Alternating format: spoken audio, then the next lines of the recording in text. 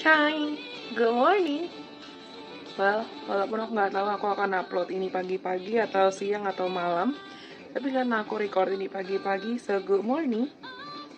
Dan di video kali ini, kita akan bahas tentang salah satu topik pelajaran atau topik materi tentang filosofi hidup, tentang psikologi yang aku suka banget dan kalian mungkin pernah dengar. Ini salah satu ajarannya Marcus Aurelius, yaitu Stoicism. Ada yang pernah dengar tentang Stoicism? Ini salah satu materi yang aku akan ajarkan. Stay tune untuk informasi lebih lanjut ketika akhirnya aku berani untuk launching kelas online terkait self-healing buat teman-teman yang mungkin merasa terpanggil dan merasa membutuhkan. Anyways, Stoicism. Ada yang pernah dengar tentang Stoicism? Sebetulnya informasi atau pemahaman tentang Stoicism atau ilmu tentang Stoicism itu udah banyak beredar. Dan aku lihat orang-orang juga semakin aware, orang-orang juga semakin sadar tentang pentingnya melatih diri untuk menjadi stoik. Apa sih artinya sebetulnya Stoicism itu? Stoicism sebetulnya adalah prinsip yang pertama kali aku nggak bisa bilang foundernya sih, tapi yang pertama kali digaungkan atau lebih sering digaungkan oleh filsuf yang tadi aku sebut namanya, yaitu Marcus Aurelius. Stoicism adalah, aku bisa bilang ini sebagai paham atau filosofi hidup yang mengajarkan kalau kita sebetulnya hanya bisa mengontrol apa yang ada dalam diri kita. Jadi apapun yang tidak ada dalam diri kita itu bukan suatu hal yang bisa kita kontrol. Anyway, I think I'm getting too comfortable with you guys. Kayaknya aku udah terlalu nyaman banget nih sama kalian dan kita seakan menuju virtual bestie banget ya. Karena di sini aku lagi pakai piyama, pakai baju tidur yang karena gatel kelahnya jadi aku gunting-gunting. Dan aku ngerekam ini tuh literally baru bangun, baru doa jam 6:30 pagi. Karena tiba-tiba aku pengen sharing, aku pengen buat konten aja untuk kalian. Aku pengen kita belajar sama-sama lah. Okay. Let me drink. Oke, aku perlu minum dulu. Dia pedang hujan-hujan nggak jelas kan?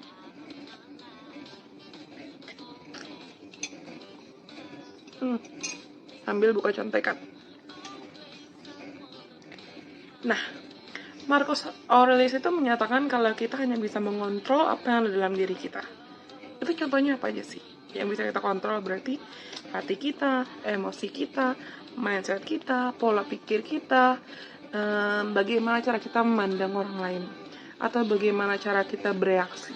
How we act and how we react in life itu sangat-sangat bisa kita kontrol. Dan otomatis apa yang di luar dari free will kita atau apa yang di luar dari diri kita itu tidak bisa kita kontrol. Contohnya apa sih yang nggak bisa kita kontrol? Pola pikir orang lain, mindset orang lain, emosi orang lain, atau pengalaman-pengalaman yang berasal dari luar diri atau luar tubuh kita. Situasi atau lingkungan, circumstances yang di luar dari diri kita.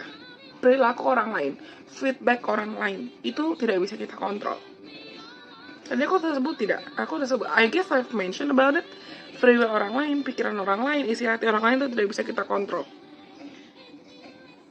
Kalimat-kalimat yang mereka katakan, kalimat-kalimat yang mereka sampaikan, bagaimana cara mereka bereaksi, bagaimana cara mereka merespon, bagaimana cara mereka menindaki sesuatu hal, apapun itu tidak bisa kita kontrol. Termasuk perkataan mereka tidak bisa kita kontrol. Karena lagi-lagi tuh mindset kita sama mindset orang lain tuh namanya manusia ya, tiap orang berbeda-beda. Pikirannya, mindsetnya, pola pikirnya beda-beda. Maupun itu saudara kita, ayah, ibu, kakak, adik itu berbeda-beda pasti. Sama seperti DNA anak kembar aja nggak mungkin bisa 100% sama kan.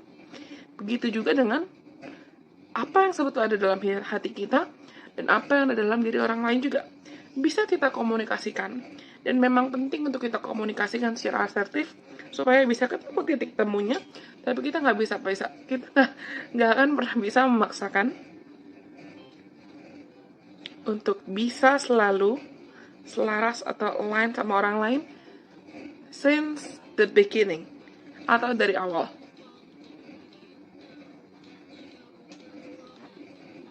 Kenapa? Karena toh setiap orang punya free will, setiap orang punya kehendak bebas. Jadi yang bisa kita kontrol apa aja sih? Keunikan kita, bakat kita, talenta kita, mindset kita, pola pikir kita, persepsi kita, kualitas-kualitas personal kita, personal gifts, bakat-bakat personal, talenta-talenta personal, entah talenta spiritual, talenta supernatural, atau talenta-talenta kamu suka melukis, kamu suka menari, kamu suka menyanyi, kamu suka gambar. Talenta-talenta itu bisa kita kontrol.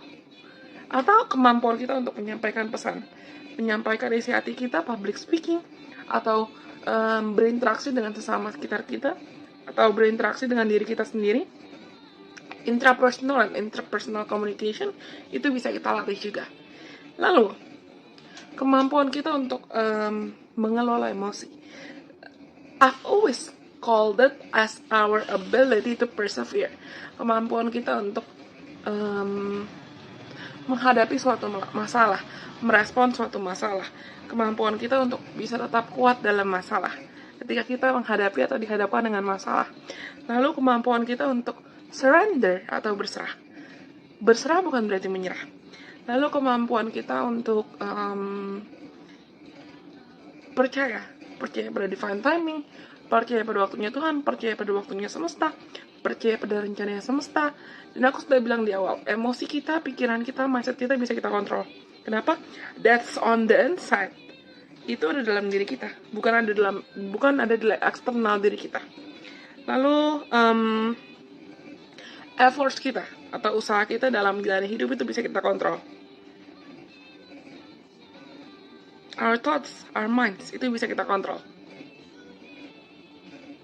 Kenapa kita nggak bisa mengontrol apa yang ada dari luar yang aku sudah sebutkan itu? Terutama orang lain, mau itu pacar kamu, pasangan kamu, orang tua kamu, keluarga kamu.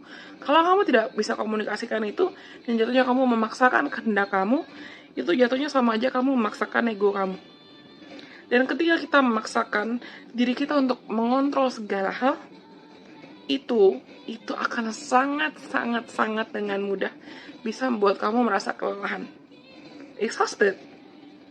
For real, I've been there too. Guilty as charged.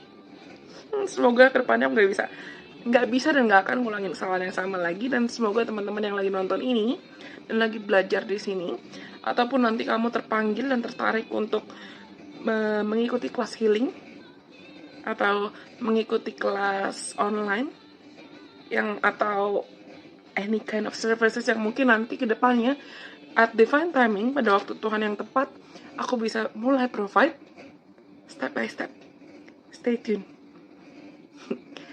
Nah, kalau kita terlanjur kelelahan, itu sangat mudah untuk kita nggak sadar kalau emosi kita meledak-ledak. Karena sebetulnya kita lagi kepancing emosi diri kita sendiri. Kita lagi kepancing apa yang nggak bisa kita kontrol. Dan cenderung bukan hanya kita nggak bisa mengontrol emosi, lalu kita kelelahan, tindakan-tindakan atau keputusan yang kita buat itu cenderung sifatnya sangat-sangat impulsif.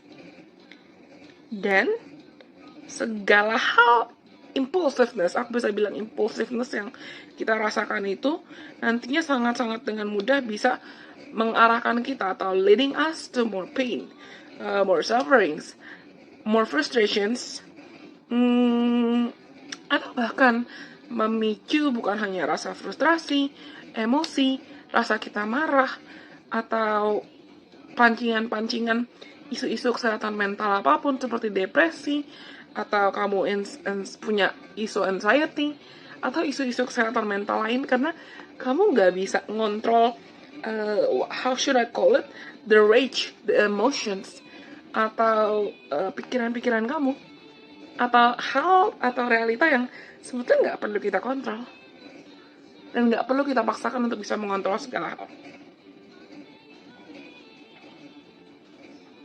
Dan emosi-emosi yang terpendam atau emosi-emosi yang nggak bisa kamu kontrol itu, tapi kamu paksain diri buat ngontrol, ketika kita memaksakan diri untuk mengontrol apa yang tidak bisa kita kontrol, itu nantinya bisa membuat kamu malah parahnya, worst case scenario, kamu kehilangan rasa percaya.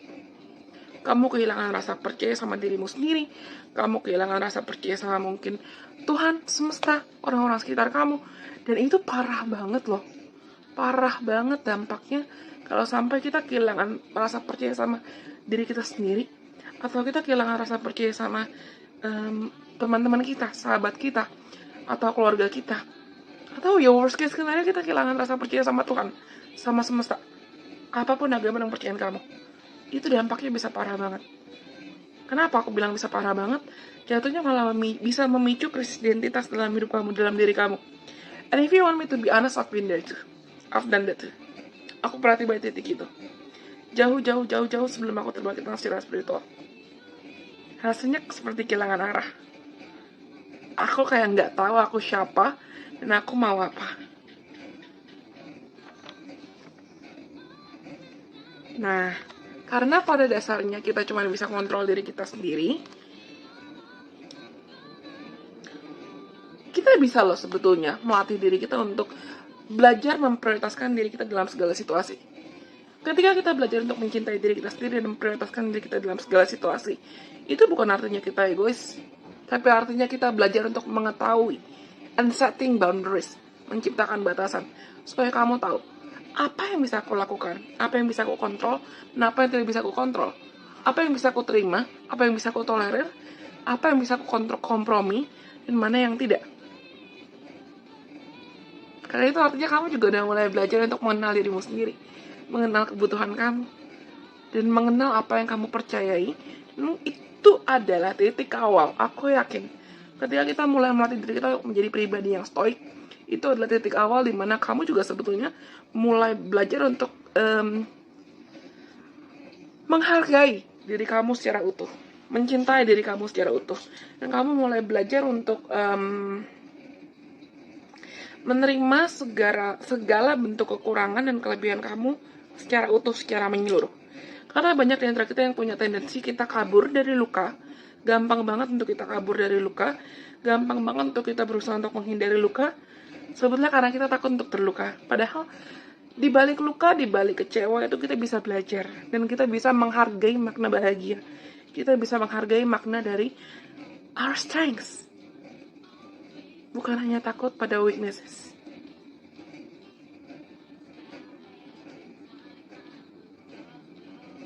Ketika kita bisa melatih diri kita untuk berfokus pada our own goods atau hal-hal baik, itu juga cara kita bisa melatih diri kita untuk bisa tidak selalu atau tidak terlalu bolak-balik mengkhawatirkan apa yang belum tentu kejadian. Satu sahabat aku pernah bilang quotes ini ke aku, jangan ada-adain apa yang gak seharusnya ada. Jangan overthinking berlebihan. Kalau belum tentu itu kejadian, ya udah, nggak usah di overthinkingin.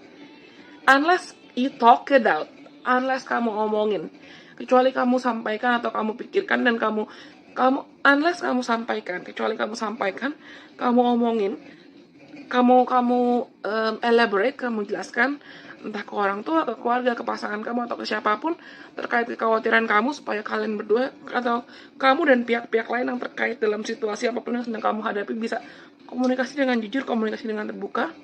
Ya kalau kamu pendem dan kamu nggak tahu, tapi kamu overthinkingin, takut the worst case scenario kejadian, padahal itu belum tentu kejadian. Buat apa dan kenapa kamu nyakitin dirimu dengan pikiran-pikiran negatif yang belum tentu kejadian? Capek gak sih? Capek sayang. Buatku sih capek kalau kita overthinkingin hal-hal yang itu ibaratnya masih 50-50 nih bakalan kejadian atau enggak.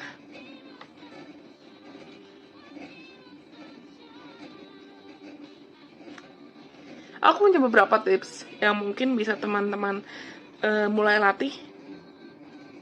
Selain nanti tips lebih dalamnya akan aku bagikan ke kelas-kelas atau materi healing, materi coaching yang tunggu tanggal mainnya aja.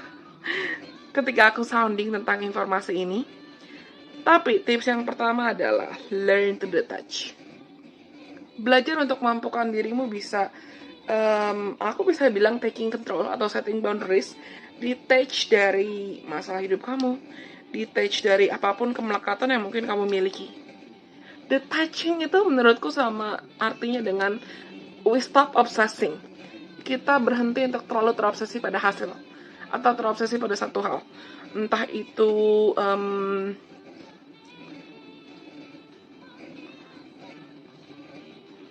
orang, subjek, atau hasil tertentu. Nanti aku akan coba kasih contoh kasus ke kita, ke semuanya. Tapi aku pernah tiba di titik, kayaknya udahlah. Aku nggak tahu nanti orangnya akan nonton atau enggak. Kalau orangnya tiba-tiba menemukan akun dan konten ini, dude, it's in the past, chill. Atau aku pernah terobsesi mau jadi atau mau punya profesi tertentu, dan aku memaksakan diri untuk memaksakan diri harus bisa melayakan diriku masuk ke bidang kerja itu. Padahal kalau dipikir-pikir lagi sekarang, itu nggak cocok sama gue, nggak cocok, bidang kerjaan itu nggak cocok sama aku.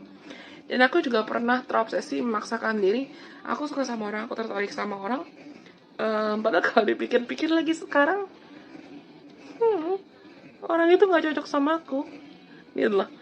Kadang kita terlalu berpikir apa yang kita pikir terbaik buat kita, mungkin terbaik karena bisa jadi kalau kita punya isu atau trauma yang belum selesai, akan kita punya kecenderungan untuk easily obsessing something, dengan mudah terobsesi pada hal apapun.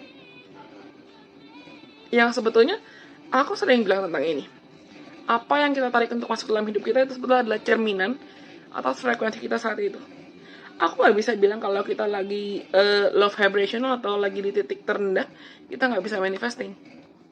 Tapi pada dasarnya semakin kita bisa, aku sering bilang tentang ini, semakin kita bisa meningkatkan kualitas dan frekuensi diri kita, otomatis apa yang kita tarik dalam hidup kita ya hal-hal dengan kualitas yang lebih tinggi juga. Tapi lagi-lagi ingat, bukan berarti kalau kamu lagi frekuensi rendah, bukan berarti kamu gak bisa manifesting. Aku bisa tiba di titik aku sekarang, dari titik aku mungkin terpuruk, sangat-sangat terpuruk, sekitar beberapa tahun yang lalu, bukan karena kuat atau hebat aku, tapi memang karena divine timing, memang karena bantuan Tuhan, dan memang karena I am manifesting a better life for myself every day. Dengan cara bukan hanya scripting, tapi aku juga ningkatin kualitas diri aku, dan aku juga detach, berusaha untuk detach all the time dari hal-hal yang aku sadar hal-hal itu negatif buat aku. Lalu langkah kedua, latih diri kamu untuk bisa just continue focusing on the present time. Sambil kita belajar untuk detach dari hal-hal atau situasi yang negatif, atau hal-hal atau situasi yang merugikan kamu, terus-menerus, belajar untuk bisa fokus ke waktu sekarang.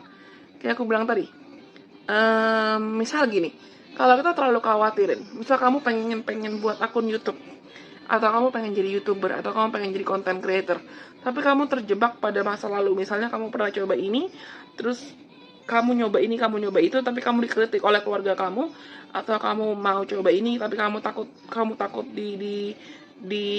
suka sama orang lain, dan kamu ngerasa ada koneksi atau ada hubungan, ada kesinambungan, ada kecocokan lah, tapi kamu takut buat menyatakan perasaan kamu takut ditolak, kamu takut ini, kamu takut itu, padahal kamu belum coba. Atau kamu pengen ngajak ngobrol seseorang, kamu pengen ngajak ngobrol gebetan kamu, tapi kamu takut dia nggak balas.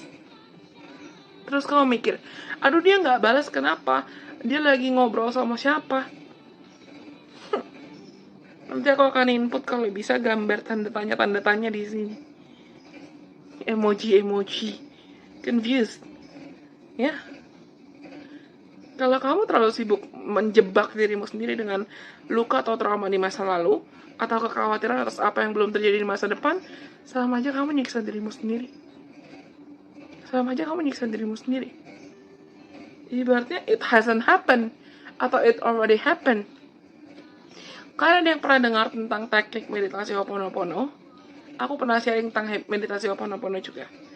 Meditasi Ho'oponopono itu salah satu meditasi yang menurutku efektif untuk kita bisa memutus atau cutting the cords atas apa yang sudah terjadi di masa lalu. Nggak terasa udah 17 menit aja nih. Daripada aku ngoceh-ngoceh nggak jelas, lanjut aja. Lalu, langkah selanjutnya adalah belajar untuk bisa melatih dirimu untuk menjadi observer, pengamat. Bukan hanya pelaku atau bukan hanya aktor atau cerita hidupmu sendiri. Oke, it's your life. It's your life. Ini cerita hidupmu dan memang kamu pelakunya, memang kamu pemeran utamanya. Tapi kalau kita terlalu sering kalau kita terlalu menyerap, how should I put this into words? Kalau kita terlalu melihat diri kita sebagai pemeran utama yang paling tersiksa, paling menderita, paling jadi bawang putih, dan orang-orang sekitar kita adalah bawang merah yang selalu nyiksa kita, capek. Pasti capek. Latih dirimu untuk bisa menjadi observant. Maksudnya menjadi observant gimana? Misal gini, ada sebab ada akibat. Ada kejadian yang mungkin memang terjadi penyebabnya eksternal, tapi ada juga kejadian yang mungkin penyebabnya kamu juga ada andil atas kejadian itu. Misal aku ambil contoh kasus gini.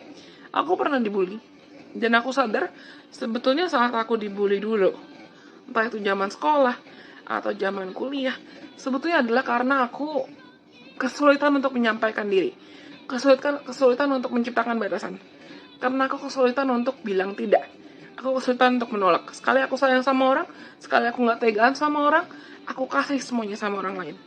People pleaser jatuhnya. Dan mungkin di antara teman-teman ada yang perlu dengar pesan, berhentilah untuk menjadi people pleaser. I'm sorry. I'm too excited. Berhenti untuk menjadi people pleaser. Capek pasti. Belajar untuk ciptakan batasan, oke? Learn to set boundaries, healthy boundaries. Bukan berarti kita egois atau kita benci sama orang lain. Siapapun itu. Orang tua, keluarga, teman, pasangan. Tahu batasan kamu, tahu limit kamu. Supaya kamu gak cuma diinjak-injak atau dimanfaatin aja. Ketika kamu melatih dirimu untuk menjadi observant, kamu juga perlu melatih dirimu untuk menganalisa emosi kamu. Saat kamu lagi senang, hargai emosi senang itu. Saat kamu lagi sedih, jangan langsung marah-marah. Dan marah ke Tuhan, marah ke semesta, atau kamu berusaha kabur dari kesedihan atau amarah itu. Tapi coba duduk diam dan tanyakan. Oke, emosi sedih. Oke, emosi marah. Kamu mau ngajarin aku apa? Karena pasti semua emosi itu ada pasang surutnya. Nothing lasts forever. Nggak ada hal-hal yang berlangsung dan abadi selamanya. Apapun itu. Dan karena nggak ada hal yang berlangsung dan abadi selamanya, learn to appreciate what you have at this moment. Now, belajar untuk menghargai apa yang perlu dan bisa kamu hargai pada masa kini. Sekarang, be in the moment. Learn to be stoic. Kamu bisa kontrol, menghargai apa yang kamu punya saat ini. Sekarang itu termasuk latihan untuk menjadi stoic. Karena kamu tahu apa yang kamu kontrol. Karena kamu tahu, kalau misalnya kamu lagi ngerasa sedih sekarang, oke, apa yang bisa kita kontrol ya? Supaya aku mungkin bisa menghilangkan rasa sedihku ini dan menggantikan dengan mungkin pola pikir positif, pola pikir yang lebih sehat. Dan aku mulai bisa menarik energi yang lebih membahagiakan dalam hidup aku. Bukan hanya kamu mengizinkan diri kamu terjebak dalam luka atau trauma atau ketakutan yang sama berulang-ulang kali.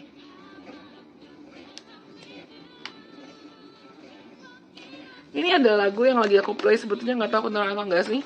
Tapi ini soundtracknya dramanya Lee Jong Suk. Aku nggak promosi, karena tuh aku nggak kenal Lee Jong Suk juga. Mungkin kalau suatu saat Tuhan ngizinin ketemu, pasti aku akan fangirling banget dan pasti aku akan sharing kesini sama kalian. Anyways, ini judul lagunya adalah Walking on Sunshine. Nanti mungkin aku bisa taruh covernya, lagunya di sini, somewhere. Dan ini lirik lagunya tuh bagus banget menurutku. Ini bukan hanya tentang romance sih, tapi intinya adalah meyakinkan diri kalau masa depan yang terbaik atau sunshine, mataharinya masih akan datang. Of course.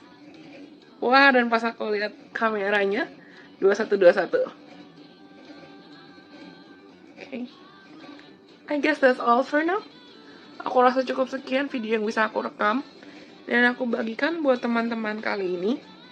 Sedikit cuplikan dan materi tentang stoicism supaya teman-teman kedepannya bisa lebih melatih dirimu untuk bisa menjadi pribadi yang stoik. Kita sama-sama bisa melatih diri untuk menjadi pribadi yang stoik dan tidak terlalu sering gampang terpengaruh oleh faktor eksternal.